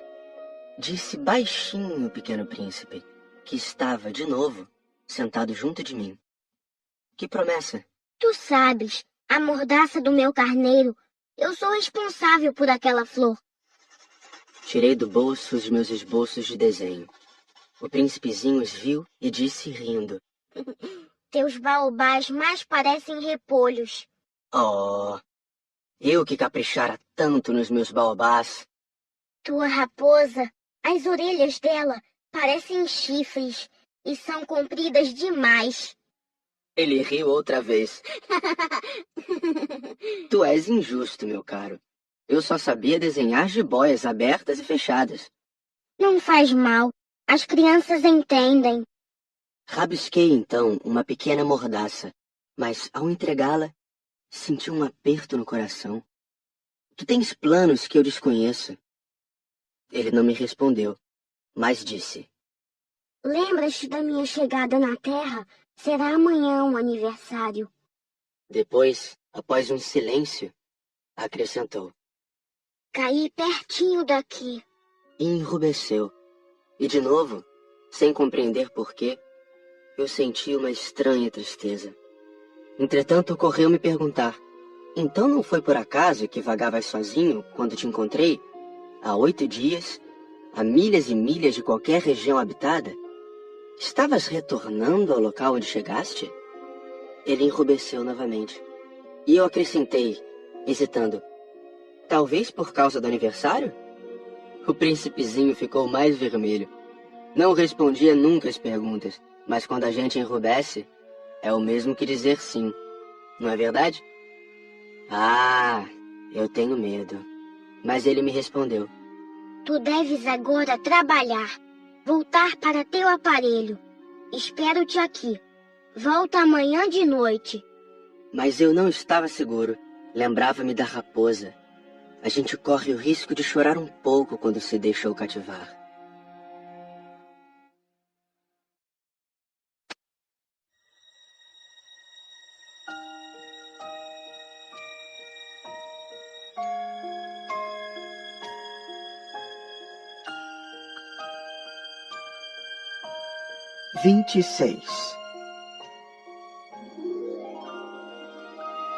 Havia, ao lado do poço, a ruína de um velho muro de pedra.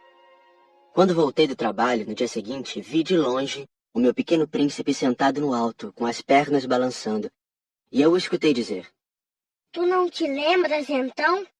Não foi bem esse o lugar. Uma outra voz lhe respondeu, porque ele replicou em seguida: Não estou enganado.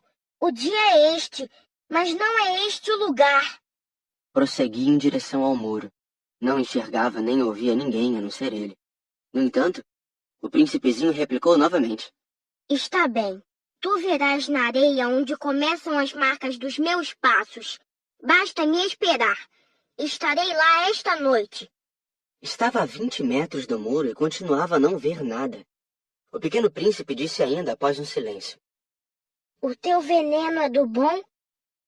Estás certa de que não vou sofrer por muito tempo? Parei, o coração apertado, ainda sem compreender nada. Agora, vai-te embora. Eu quero descer. Então baixei os olhos para o pé do muro e dei um salto. Lá estava, erguida para o príncipezinho, uma dessas serpentes amarelas que nos liquidam em 30 segundos. Rapidamente procurei o revólver no bolso, mas percebendo o barulho, a serpente deslizou pela areia, como um esguicho de água que de repente seca, e vagarosamente se enfiou entre as pedras com um leve tinir metálico. Cheguei ao muro a tempo de segurar nos braços o meu caro príncipe, pálido como a neve. Que história é essa? Tu conversas agora com as serpentes? Afrouxei o nó do lenço dourado que ele sempre usava no pescoço. Molhei sua testa, dei-lhe de beber. E agora não ousava perguntar-lhe mais nada. Olhou-me seriamente e abraçou meu pescoço. Senti o seu coração bater de um contra o meu, como de um pássaro morrendo, atingido por um tiro. Ele me disse: Estou contente de teres consertado o defeito de tua máquina. Vais poder voltar para casa. Como soubeste? Eu vinha justamente avisar-lhe que, contra toda expectativa, havia conseguido realizar o concerto. Ele não respondeu à minha pergunta, mas acrescentou: Eu também volto hoje para casa. Depois, tristonho, disse: É bem mais longe, bem mais difícil. Eu percebia claramente que algo de extraordinário se passava. Apertava-o nos braços como se fosse uma criancinha. Mas tinha a impressão de que ele ia deslizando no abismo, sem que eu nada pudesse fazer para detê-lo. Seu olhar estava sério, vagando no além. Tenho o teu carneiro, E a caixa para o carneiro? E a mordaça? Ele sorriu com tristeza. Esperei muito tempo. Sentia que seu corpo aos poucos se reaquecia. Meu caro, tu tiveste medo. É claro que tivera. Mas ele sorriu docemente. Terei mais medo ainda esta noite. O sentimento do irremediável me fez gelar de novo. E eu compreendi que não poderia suportar a ideia de nunca mais escutar esse riso. Ele era para mim como uma fonte no deserto. Meu caro, eu quero ainda escutar o teu riso. Mas ele me disse. Faz já 1 ano esta noite. Minha estrela estará exatamente sobre o lugar onde cheguei no ano passado. Meu caro, essa história de serpente, de encontro marcado, de estrela, não passa de um pesadelo, não é mesmo? Mas ele não respondeu a minha pergunta. E disse. O que é importante não se vê. Sim, eu sei. É como com a flor. Se tu amas uma flor que se acha numa estrela, é bom de noite olhar o céu. Todas as estrelas estão floridas. É verdade. É como a água. Aquela que me deste para beber parecia música, por causa da roldana e da corda. Lembras-te como era boa? Sim, lembro-me. À noite, tu olharás as estrelas. Aquela onde moro é muito pequena para que eu possa te mostrar. Minha estrela será para ti qualquer uma das estrelas. Assim, gostarás de olhar todas elas. Serão todas tuas amigas. E também eu te darei um presente. Ele riu outra vez. Ah, meu caro, meu querido amigo, como eu gosto de ouvir esse riso. Pois é ele o meu presente. Será como a água. Que queres dizer? As pessoas veem estrelas de maneiras diferentes. Para aqueles que viajam, as estrelas são guias. Para outros, elas não passam de pequenas luzes. Para os sábios, elas são problemas. Para o empresário, era um ouro. Mas todas essas estrelas se calam. Tu, porém, terás estrelas como ninguém nunca esteve. Que queres dizer? Quando olhares o céu de noite, eu estarei habitando uma delas, e de lá estarei rindo. Então será para ti como se todas as estrelas rissem. Dessa forma, tu e somente tu terás estrelas que sabem rir. E ele riu mais uma vez. Quando estiveres consolado, a gente sempre se consola. Tu ficarás contente por me teres conhecido. Tu serás sempre meu amigo. Terás vontade de rir comigo. E às vezes abrirás tuas janelas apenas pelo simples prazer. E teus amigos ficarão espantados de ver-te rir olhando o céu. Tu explicarás então. Sim, as estrelas, elas sempre me fazem rir. E eles te julgarão louco. Será como uma peça que te prego. E riu de novo.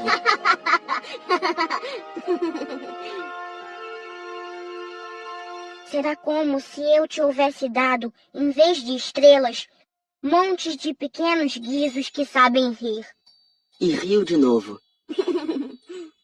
Depois ficou sério. Esta noite, por favor, não venhas. Eu não te deixarei. Eu parecerei estar sofrendo. Parecerei estar morrendo. É assim. Não venhas ver. Não vale a pena. Eu não te abandonarei. Mas ele estava preocupado. Se eu te peço isto, é também por causa da serpente. As serpentes são más. Podem morder apenas por prazer. Eu não te abandonarei. Mas uma coisa o tranquilizou. É verdade que elas não têm veneno para uma segunda mordida. Naquela noite, não o vi partir. Saiu sem fazer barulho. Quando consegui alcançá-lo, ele caminhava decidido num passo rápido. Disse-me apenas. Ah, aí estás. E segurou minha mão. Mas preocupou-se de novo. Fizeste mal. Tu sofrerás. Eu parecerei estar morto, e isso não será verdade. Eu me calara. Tu compreendes. É muito longe. Eu não posso carregar este corpo. É muito pesado. Continuava calada. Mas será como uma velha concha abandonada. Não tem nada de triste numa velha concha. Fiquei mudo. Perdeu um pouco da coragem, mas fez ainda um esforço. Será lindo, sabes? Eu também olharei as estrelas. Todas as estrelas serão como poços com uma roldana enferrujada. Todas as estrelas me darão de beber. Eu continuava mudo. Será tão divertido. Tu terás 500 milhões de guizos. Eu terei 500 milhões de fontes. E ele também se calou, porque estava chorando. É aqui. Deixa-me ficar só. E sentou-se, porque tinha medo. Disse ainda: Tu sabes, minha flor, eu sou responsável por ela. Ela é tão frágil, tão ingênua. E tem apenas 4 pequenos espinhos para defendê-la do mundo. Eu me sentei também, pois não conseguia mais ficar de pé. Ele disse: Pronto. É isso. Hesitou ainda um pouco, depois levantou-se. Deu um passo. Eu não podia mover-me. Houve apenas um clarão amarelo perto da sua perna. Permaneceu por um instante imóvel. Não gritou. Tombou devagarinho, como tomba uma árvore. Nem fez sequer barulho, por causa da areia.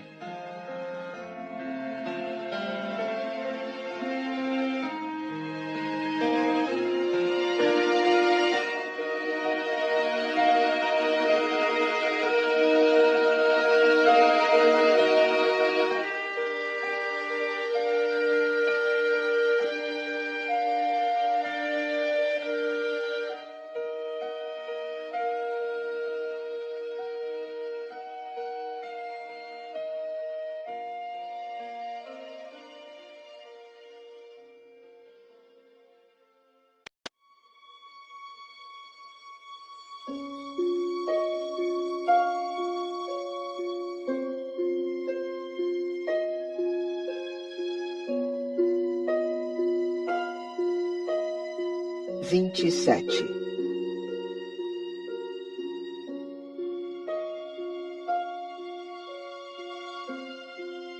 E agora já se passaram 6 anos. Jamais contar essa história. Os companheiros que me encontraram quando voltei ficaram contentes de me ver são e salvo. Eu estava triste, mas lhes dizia: é o cansaço. Agora já me conformei um pouco, mas não completamente. Tenho certeza de que ele voltou ao seu planeta, pois ao raiar do dia, não encontrei seu corpo. Não era um corpo tão pesado assim. E gosto à noite de escutar as estrelas. É como ouvir 500 milhões de guizos. Mas eis que acontece uma coisa extraordinária. Na mordaça que desenhei para o Pequeno Príncipe, esqueci de juntar a correia de couro. Ele não poderá jamais prendê-la no carneiro. Então eu pergunto, o que terá acontecido no seu planeta? Talvez o carneiro tenha comido a flor. Certamente que não. O príncipezinho guarda sua flor todas as noites na redoma de vidro e vigia atentamente seu carneiro. Então eu me sinto feliz. E todas as estrelas riem docemente.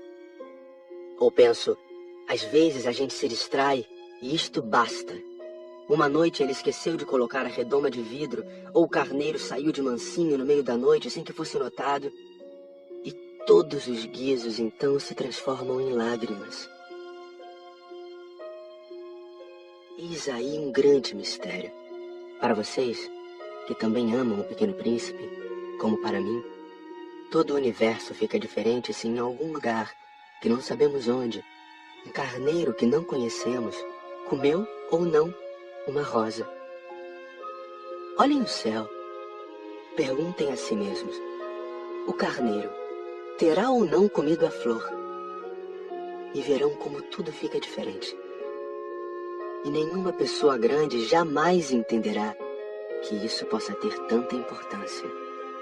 Se um dia viajarem pela África, através do deserto, eu lhes peço que não tenham pressa e esperem um pouco bem debaixo da estrela. Se de repente um menino vem ao encontro de vocês, se ele ri, se tem cabelos dourados, se não responde quando é perguntado, adivinharão quem ele é. Façam-me então um favor. Não me deixem tão triste. Escrevam-me depressa, dizendo que ele voltou.